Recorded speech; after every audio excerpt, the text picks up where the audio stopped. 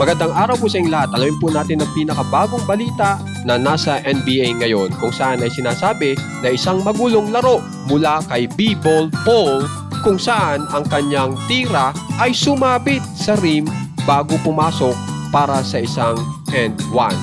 Panoorin po muna natin.